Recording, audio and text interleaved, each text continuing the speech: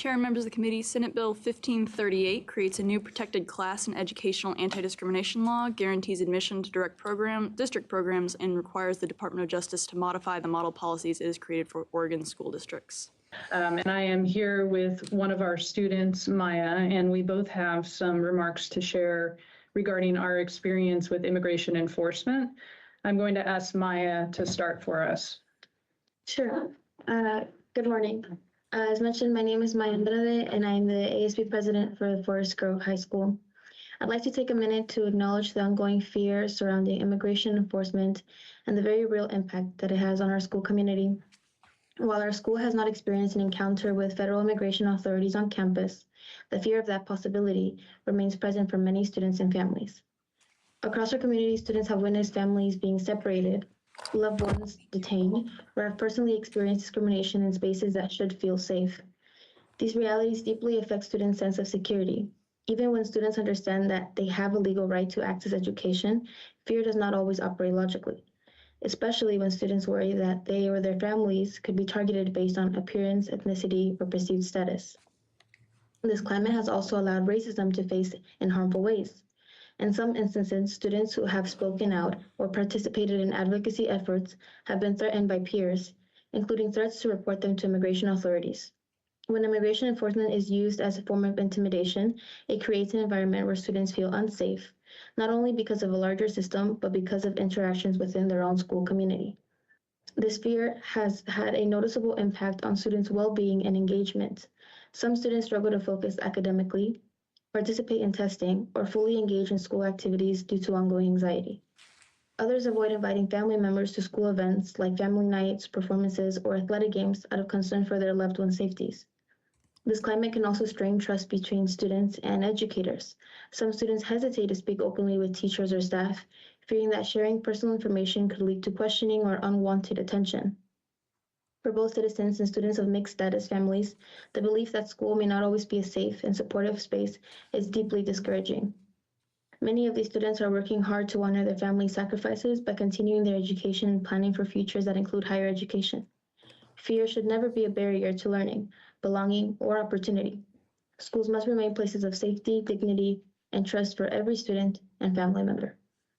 Yes, thank you, Maya. And I'll add to that, again, I'm Dr. Suzanne West. I'm the superintendent of Forest Grove School District. And I want to speak briefly about the impacts that we are seeing due to immigration enforcement in our community. For context, Forest Grove School District is located at the western edge of Washington County, and it serves a majority Latino identifying student population. Because of our rural location, we are also supporting a sizable number of students who qualify for migrant education services. Approximately 40% of our students are identified as ever English learners, and a fifth of our students, our staff identify as Latino. What we are seeing is direct trauma being experienced by students. As Maya said, we have not had ICE activity directly on campus. We have had a great deal of immigration enforcement in proximity of our campuses. Students are reporting fear about a family or parent being detained that is creating anxiety, withdrawal, difficulty concentrating, and disrupted learning, and through no fault of the student. This trauma is also creating secondary impacts for staff who are carrying the emotional weight of students who are arriving scared, exhausted, grieving, and they're still being expected to maintain stable and high quality learning environments. In addition, we have staff themselves who have been impacted by immigration activity. We have had a couple of staff members stopped on their way to work by immigration officers. Despite this, these employees continue to show up for students. We have immigration officers that patrol the streets and parks that surround our schools. Again, they're not conducting enforcement efforts on campuses, but they are conducting enforcement efforts adjacent to campuses. And this is creating sustained anxiety and disruption to our learning spaces, and has been since really about the end of September. In response, many staff have gone well beyond their job descriptions. We have administrators, educators, support staff volunteering their own time to participate in safety watches and to walk students to and from school, simply to ensure that students feel safe enough to attend. Community members have joined these safety watches, for which we are grateful, and it still feels that we cannot meet the needs of all of our students. Even with these efforts, we're seeing daily attendance decline by several percentage points, along with an increase in student withdrawals compared to the same period of time for last year. We're witnessing families lose income earners to detention or become afraid to leave their homes.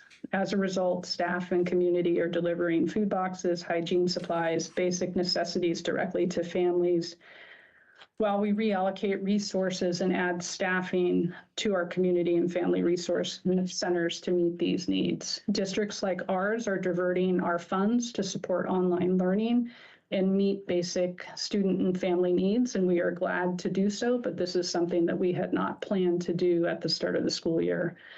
The overall result is disrupted learning caused by factors entirely outside of the control of students, families, and school personnel. My purpose today is not to endorse legislation, but to ensure that policy discussions include the very real educational impacts unfolding in classrooms right now in impacted communities.